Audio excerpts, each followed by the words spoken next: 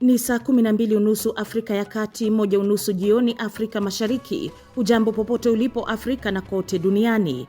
Hii ni idhaa ya Kiswahili ya Afrika, sauti ya Mwafrika. Haya ni matangazo yanayoangazia matukio muhimu barani. Tumekuandalia taarifa mbalimbali ikiwemo sanaa, uongozi, afya, teknolojia, spoti, bila kusahau mazingira. Jina langu ni Anna Ngugi. Andamana nasi kwenye ukurasa wetu wa Facebook, YouTube, X na TikTok.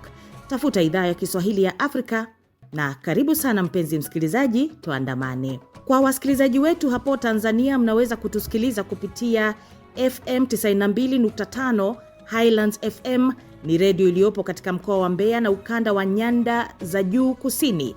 Hii inarusha matangazo yetu na kuwafikia zaidi ya wasikilizaji milioni 3 kote Mbeya na viunga vyake, mikoa ya Songwe, Mafinga, upande wa kaskazini wa Njombe, Rukwa pamoja na maeneo ya kaskazini ya Zambia na Malawi.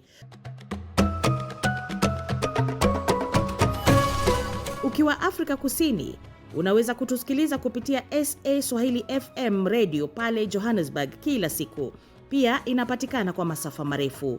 Vilevile tukiingia Jamhuri ya Kidemokrasia ya Kongo, Radio Maniema New City inarusha matangazo yetu kwa masafa ya FM 97.4 katika jiji la Kindu, ambao ni mji mkuu wa jimbo la Maniema, Jamhuri ya Kidemokrasia ya Kongo, RDC.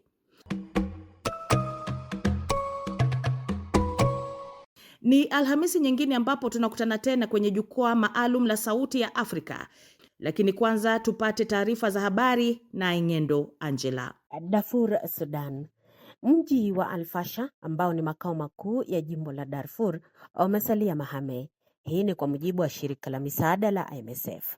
Shirika hilo linasema raia wengi walitoroka na wengine kupoteza maisha baada ya mji huo kutwaliwa na jeshi la wanamgambo la RSF.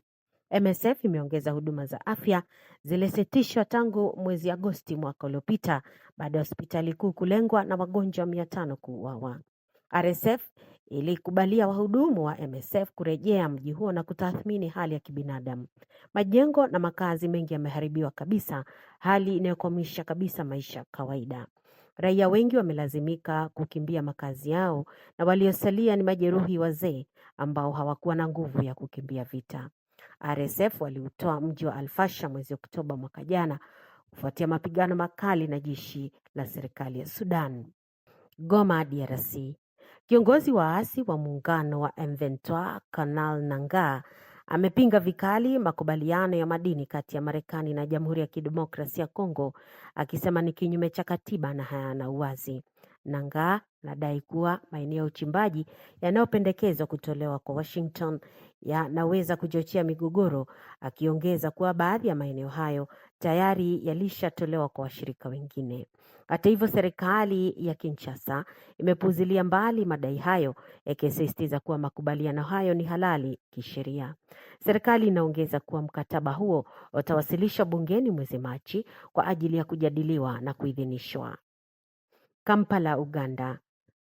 Mahakama moja mjini Kampala imemwachia kwa dhamana mwanaharakati maarufu wa haki za binadamu Sarah Birete, hatua ambayo makundi ya kiraia yameitaja kuwa sehemu ya msako mpana dhidi ya sauti za upinzani.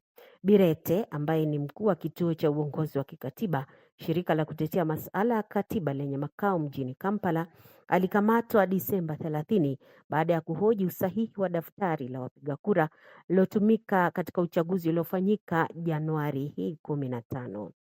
Baadaye alishtakiwa kwa makosa yaliyohusisha madai ya kufichua taarifa za wapiga kura kinyume cha sheria.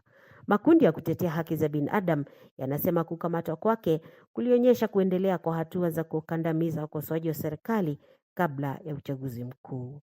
Nairobi, Kenya. Kesi ya fidia ya waathiriwa wa shambulio la kigaidi la bomu katika ubalozi wa Marekani mwaka 98 ambalo liliwaua zaidi ya watu 200 limetupwa nje. Zaidi ya waathiriwa 1500 sasa wanapanga kukata rufaa katika mahakama ya rufaa nchini Kenya, huku pia wakielekea kwenye mahakama ya kimataifa ya haki yani ICJ. Katika ICJ, waathiriwa hao wanasema wataomba maagizo ya kulazimisha mataifa ya kigeni ambayo benki zake zinafadhili shughuli za kigaidi za Al-Qaeda kuwafidia.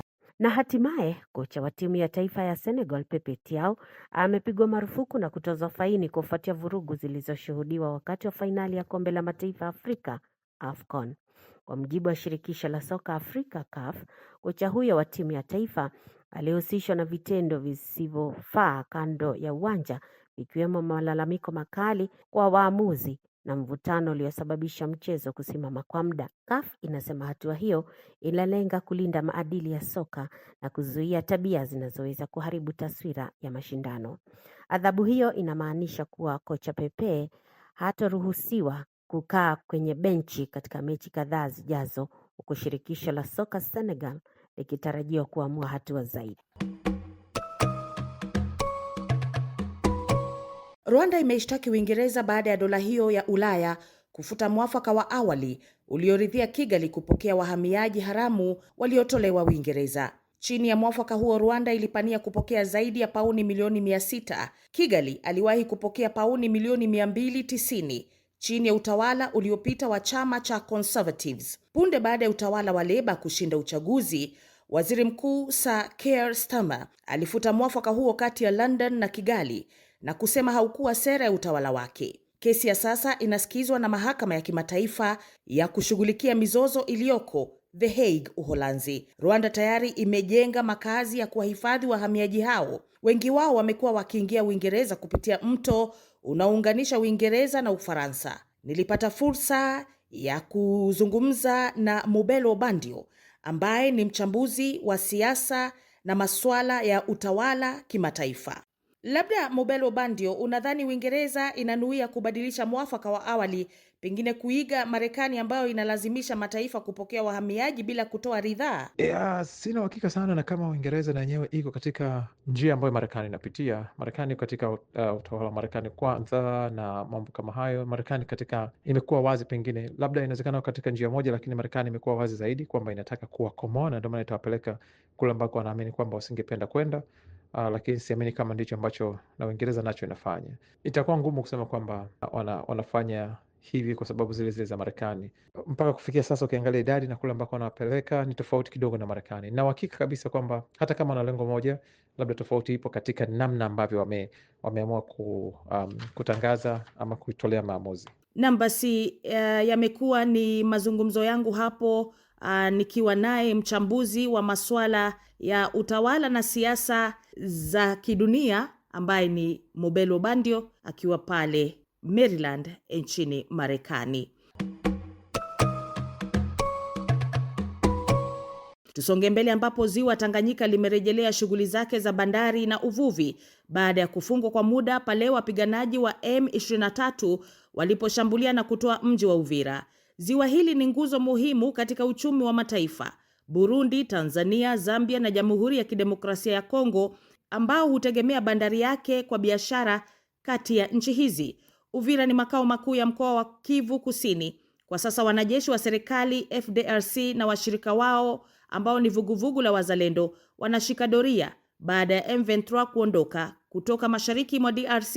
Hii hapa taarifa yake mwandishi wetu Mseke Dide. Tangazo la kufunguliwa usafiri wa maji kupitia ziwa Tanganyika sehemu zake za mkoa wa Kivu ya Kusini, tukichukulia tarafa la Fizi na wilaya ya Uvira, lilitolewa mapema wiki hii na kiongozi wa tarafa la Fizi Badibanga Kalonji Sami, aliyeongelea sababu za msingi za hatua iliyochukuliwa na mamlaka ya nchi uongozi wa Kinshasa. Kisi ilivyosemewa mwezi jana ya kukatazwa mitumbu, boti wala bato ya kutoka Uvira kwenda Kalemi ilikuwa jambo ya muhimu ya kusaidia usalama ya nchi yetu. Kisi mlivyojua ya kwamba jeshi ya Rwanda ilidhibiti jiji la Uvira siku ya pili tarehe 10 ya mwaka wa 2025. Tukaona ya kwamba hatuwezi kuruhusia maboti mamitumbu ya kutoka Uvira kwenda Kalemi kupitia kwetu tarafani Fizi. Ilikuwa jambo ya kukataza infiltration ya adui, lakini jeshi letu la Kongo ilifanya kazi kubwa sana ya kufukuza adui. Kwa hivyo Kaven wa jimbo Mheshimiwa Profesa Jean-Jacques Apurusi alinipatia oda ya kwamba maboti zote za kutoka Uvira kwenda Kalemi, za Kalemi za kutoka kwenda Uvira kupitia tarafani Fizi, mitumbu zote zinaruhusia sasa kutembea na kufanya makazi zao kwa kawaida. Wafanya biashara wa kwenda Burundi, wafanya biashara wa kwenda Tanzania, wafanya biashara wa kwenda Zambia, mabato ya kutoka Burundi kufika Kongo ziko uhuru ya kufanya kazi zao bila tatizo yoyote. Katika kipindi cha marufuku ya usafiri wa maji kwenye ziwa Tanganyika, wakahaji wanaoishi kwenye ukingo wa ziwa hilo walikabiliwa na changamoto za uvuvi kama vile biashara kutoka mkoa wa Kivu ya Kusini hadi ule wa Tanganyika sehemu za Kalemi. Hata njaa ikawahasiri walio wengi, chakula kikipanda bei, haswa mboga za madini, inapofahamika kwamba ziwa Tanganyika lina hifadhi aina ya samaki wengi duniani, mkiwa dagaha na zile tamu zinazoitwa mikeke kwa maarufu mikebuka. Basi kufunguliwa kwa ziwa hili kulipokelewaje na wakahaji? Sio huku tuko salama, huku Uvira tuko salama, tunashukuru Mungu. Huku kwetu hii siku mboga ziko kabisa, maboti zinaingia kwa wingi za kutoka Kumarasi, mabato zinatoka Kalemi. Jana kuliingia bato Marasi kabisa inasukuma mboga ziko, mamikeke ya kukauka, ndagala za kukauka ziko, mboga za mubichi, bapeshere bashanza ingia mumai kabisa. Tunashukuru Mungu. Ingawaje njia tena zote zinafungwa, kuanzia njia ya Bukavu, njia ya Burundi, lakini njia ya Kalemi, Marasi ikasukuma mboga.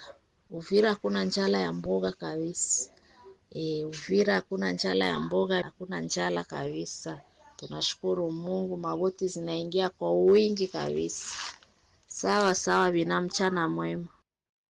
Vinyume gani vilivyotokea mara usafiri uliposimamishwa katika ziwa? Ndio, ni kusema kwamba wakati mai ilifungwa, wavuvi walilalamika sana. Unajua wakazi wa Uvira hususan sana jimbo la Kivu ya Kusini, wengi wanategemea kivuvi, hakuna makazi. Wakati walifunga maji, wavuvi waliteseka, hata na wakazi wa Uvira walilalama sana sababu wanatumia samaki kutoka ziwa Tanganyika. Na wakati walipofungua hiyo maji, ile mboga kidogo kidogo ilianza kupatikana na wavuvi walipata pato kidogo. Ilikuwa ni hayo tu. Tukumbushe hapa ya kwamba mji wa Uvira una umaarufu wake kupitia bandari ya Kalundu, ambayo hiyo inaunganishwa na ile ya Kalemi kupitia ziwa Tanganyika. Na pia tuangazie hapa ya kwamba ziwa Tanganyika lina umuhimu mkubwa sana, nalo linaunganisha nchi 4 mkiwemo Burundi, Jamhuri ya Kidemokrasia ya Kongo, Jamhuri ya Muungano wa Tanzania pamoja na Zambia. Msekedile, Idhaa ya Kiswahili ya Afrika, Sauti ya Afrika, Beni. Hebu tusonge mbele, ambapo Kenya imemteua mke wa aliyekuwa waziri mkuu marehemu Raila Odinga, Bi Aida Odinga, kuwa mwakilishi wake katika shirika la Umoja wa Mataifa la mazingira UNEP. Shirika hilo lenye makao yake mjini Nairobi huangazia masuala ya mazingira, hususan changamoto zinazotokana na mabadiliko ya tabia nchi. Aida ameridhia uteuzi huo uliotangazwa na Rais William Ruto. Anaanza majukumu yake wakati Kenya imekumbwa na hali ya kiangazi na uhaba wa chakula katika maeneo mengi nchini humo. Nampisha Gabriel Ingubu akisimulia zaidi. Uteuzi wa Aida Odinga kwa nyadhifa ya balozi wa kudumu wa Umoja wa Mataifa wa mazingira UNEP unazidi kuibua mijadala katika taifa la Kenya kubaini kama kweli Rais wa Kenya William Ruto na hayati Raila Odinga walikuwa marafiki ama ni njia ya kupata uungwaji mkono kutoka chama cha ODM kilichoachwa na Raila. Aida ambaye ni mjane wa Raila Odinga amepata ugumu wa kufanya kazi katika serikali ya taifa la Kenya kwa sababu Raila Odinga alikuwa anaandamwa na serikali mara kwa mara kwa msimamo wake wa kutetea siasa za kidemokrasia. Mzaliwa wa Agosti 24 mwaka 1950 eneo la Migori, Kenya, Aida ni mfanyabiashara shupavu akiwa mmoja wa wanawake wa kwanza kuwahi kuongoza kampuni kuu nchini Kenya. taaluma ambayo aliipata baada ya kuachishwa kazi ya ualimu miaka ya 80 na kufukuzwa kwa nyumba za serikali na utawala wa rais wa pili wa Kenya, Daniel Moi. Aidha, ameshirikishwa kwa hafla kadhaa za mazingira ikiwemo tuzo la Flama Awards ambazo huongozwa na mke wa rais Bi Rachel Ruto, hafla inayowatambua walimu, wanafunzi pamoja na shule kwa masuala ya kutetea mazingira kwa jumla katika ikulu ya Kenya. Nimezungumza na mwanaharakati wa mazingira kuelewa maana ya uteuzi huu kwa Kenya. Asante sana kwa majina, mimi ni Abdikadir Aden Hassan, mimi ni mwanzilishi wa Garissa Million Trees na ni mwanaharakati wa mazingira. Asante sana kwa hii nafasi. Kama balozi wa kudumu katika UNEP, majukumu yake Mama Ida ni kama ya kwanza ni mwakilishi wa kudumu wa UNEP na angefanya mambo yafuatavyo: ni kuwakilisha Kenya katika mkutano wa mazungumzo ya UNEP kuhusu masuala ya mazingira. Pia atakuwa anaongezea sauti na vipaumbele vya Kenya kuhusu sera za mazingira ya kimataifa na mabadiliko ya hali ya hewa na pia maendeleo endelevu. Atakuwa na pia kuweza kuhamasisha ushirikiano wa kimataifa na programu za mazingira zenye za manufaa hasa kwa Kenya na pia bara la Afrika. Ataweza pia kuhakikisha kwamba analinda maslahi ya Kenya, maanake Kenya ndio ofisi kuu ya UNEP iko katika mji mkuu wa Kenya ambayo ni Nairobi.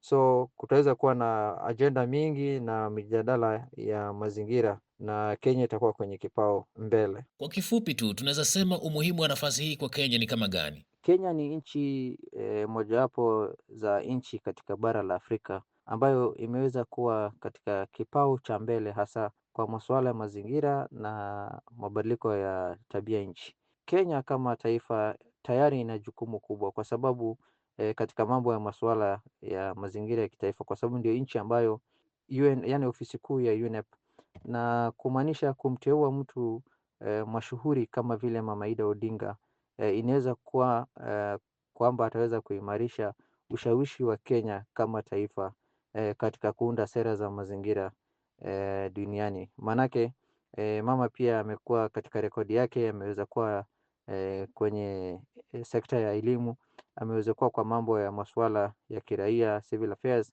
na pia kuweza kutetea masuala ya kijinsia na haki ya kijamii na binadamu. Na kumbuka pia kinara wa juu wa UNEP Inga Anderson pia ni mama, ni mwakilishi wa wanawake na mama. So kumaanisha kupatia nafasi kama hii wa mama hasa katika taifa letu la Kenya ambayo kwa sasa kuna janga la ukame ambao umethiri, sauti yake pia anaweza kuwa anapata nafasi zaidi ya kuweza kusikika. Marekani imekuwa ikikata ufadhili wake kwa mashirika kadhaa. UNEP pia vilevile nafikiri inaweza kuwa imeathirika. Je, ni nini inaweza kuwa ni sababu ya matatizo haya? Kwa kweli serikali ya Marekani kupitia Rais Donald Trump ameweza kukata ufadhili wake kwa mashirika mengi za Umoja wa Mataifa kama vile UNEP ambayo inahusika na masuala ya kimazingira.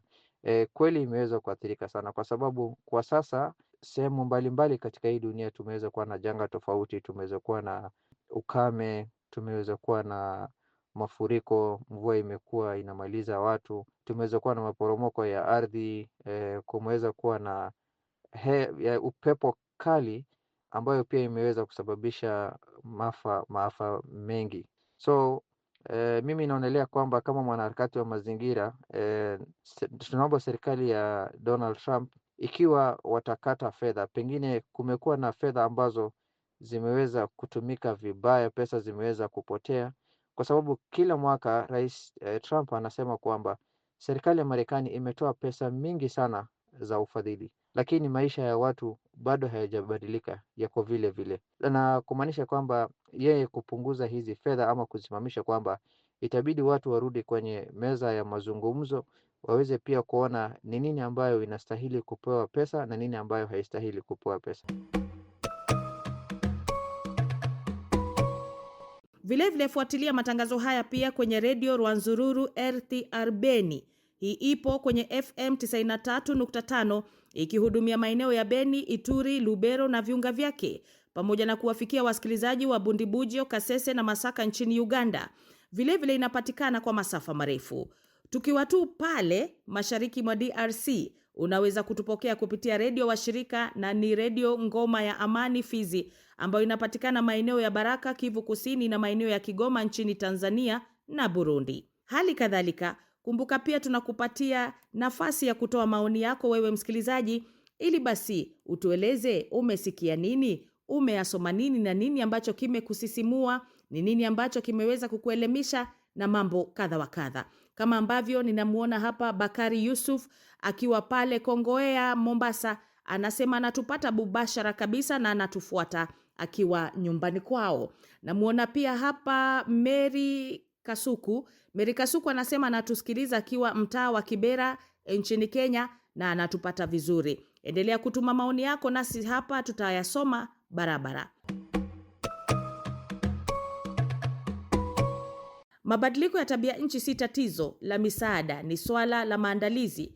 Mataifa yajipange sasa, la usivyo majanga yatatufundisha kwa gharama kubwa na hakuna atakayesazwa. Wakati umefika kwa mataifa ya bara la Afrika kukoma kusubiri misaada kutoka kwa mashirika na mataifa wafadhili.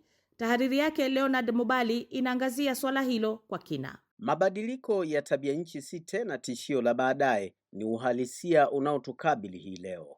Mafuriko, ukame, njaa, maporomoko ya ardhi na magonjwa yanayochochewa na hali ya hewa vimekuwa sehemu ya maisha ya Waafrika. Lakini kinachoshangaza zaidi si ukubwa wa majanga, bali ni udhaifu wa maandalizi yetu kama mataifa. Kila janga linapotokea, simulizi huwa ile ile: vilio, misafara ya misaada na macho kuelekezwa Ulaya na Amerika, kana kwamba hatuna wajibu wa kwanza kwa raia wetu. Ukweli mchungu ni huu: wafadhili wa kimataifa wamechoka. Dunia imejaa migogoro, vita, majanga ya ndani, mdororo wa uchumi pia. Afrika si tena kipaumbele cha huruma. Trump sasa anaangazia masuala ya Marekani kuliko mataifa mengine. Ni wakati wa kusema wazi, hatuwezi kuendelea kuishi kwa kutegemea hisani. Mabadiliko ya tabia nchi yanahitaji maandalizi ya ndani na ya makusudi, ya kimkakati na ya kudumu. Idara za dharura lazima ziwe imara kifedha na ziwe na vifaa vya kisasa na ziendeshwe na wataalam waliobobea. Hili sio ombi, ni wajibu wa kikatiba. Serikali zinapaswa pia kuwekeza katika mifumo ya tahadhari ya mapema, mipango ya matumizi ya ardhi, hifadhi ya mazingira na bima za majanga. Jamii zishirikishwe, zifundishwe na kuwezeshwa kuwa mstari wa mbele wa ulinzi wao wenyewe. Bila hilo, tutabaki kuwa wahanga wa kudumu badala ya washirika wa suluhisho. Tabia nchi haitusubiri tukamilishe hotuba, haitambui mipaka wala siasa. Ikiwa mataifa ya Afrika hayatajipanga sasa, kiufadhili, kiufundi na kiakili, basi kilio chetu hakitasikika. Sio kwa sababu dunia haina moyo, bali kwa sababu dunia inapiga hatua mbele. Ni wakati wa sisi pia kusonga mbele. Kila siku tegea matangazo haya kupokea tahariri yetu ambayo huangazia masuala muhimu sana kuhusu bara Afrika. Msikilizaji, ukiwa unajiunga nasi, shukran na karibu. Hii ni idhaa ya Kiswahili ya Afrika, sauti ya Mwafrika. Tufuate kwenye Facebook, YouTube, TikTok na X. Bila kusahau pia unaweza kutupata kwenye redio washirika mbalimbali. Hali kadhalika tumeanza kutanda kule Afrika Kusini, tukiwa tunasikika barabara SA Swahili Radio. Tafuta idhaa ya Kiswahili ya Afrika pia kwenye mitandao, na kumbuka pia kualika marafiki na watu wa karibu kujiunga na idhaa ya Kiswahili ya Afrika. Kumbuka pia kusubscribe, yani jiunge na YouTube yetu. Kumbuka kwamba sote tu familia moja, sauti moja ya Mwafrika.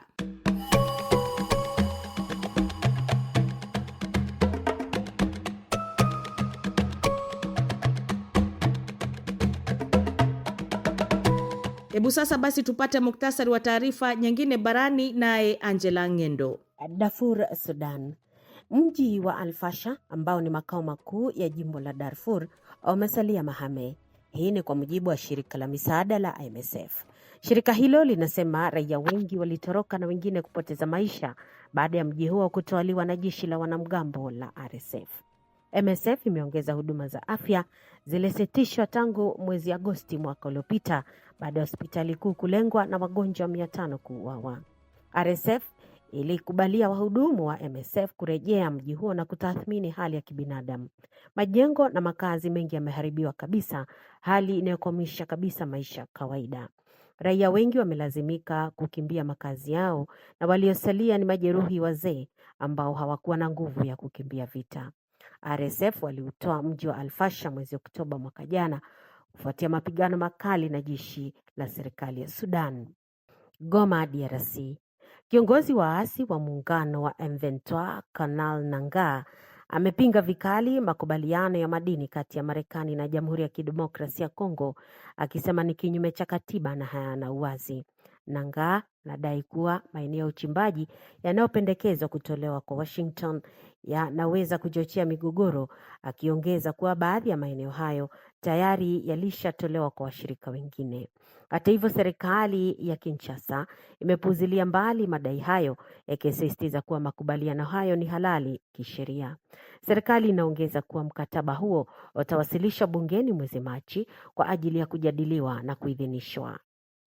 Kampala, Uganda.